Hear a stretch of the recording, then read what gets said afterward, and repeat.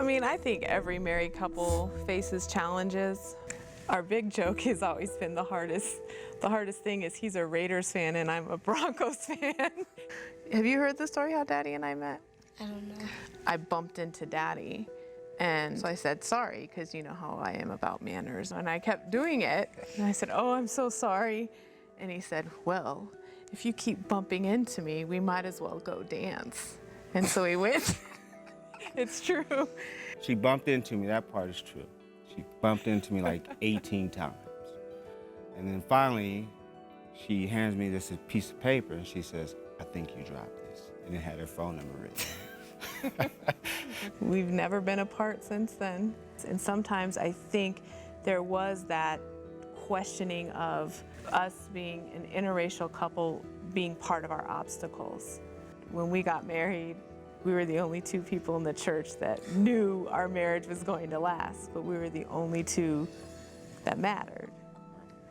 I think people really honestly thought that being interracial was going to be a part of our obstacle. Our families were so different in the way Daddy grew up and the way I grew up. My life experience and Ian's life experience did not intersect. My early childhood, I was spent in a foster home, probably from the time I was 3 until I was 9. My foster mom would lock me inside of a closet. And she'd open the closet door and she would stand over me and she would say, you're stupid and you ain't gonna never amount to nothing. That was tough for me because I believed it. But I guess what I carried along with me was a kind of my own battle of trying to regain confidence and trying to overcome some of the things that had happened to me. We feel like we're in a very supportive community and our family is very supportive of us. We have to raise our children in the way that they're going to be viewed, because they are going to come across things in society that frankly I have not had to encounter. I couldn't understand, I couldn't grasp it until one time we got pulled over together.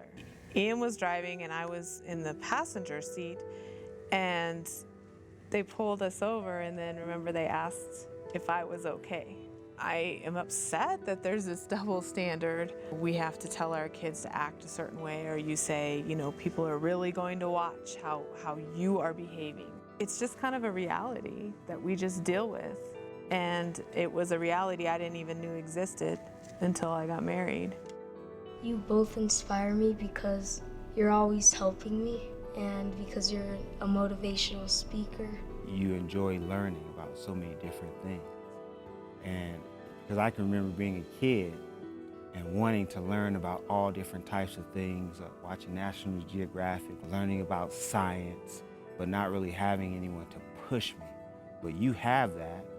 Quincy, my biggest hope for you is that you are able to go through adolescence, being a teenager with the least amount of issues, and that you are able to figure out what you want to do. We support you and we want you to succeed. And if anybody were to ever tell you that you're not smart enough or you're not good enough, we have your back and we have your best interest in heart. It's cool because, like, I'm not just from one place, I'm from different places instead of just being from one place.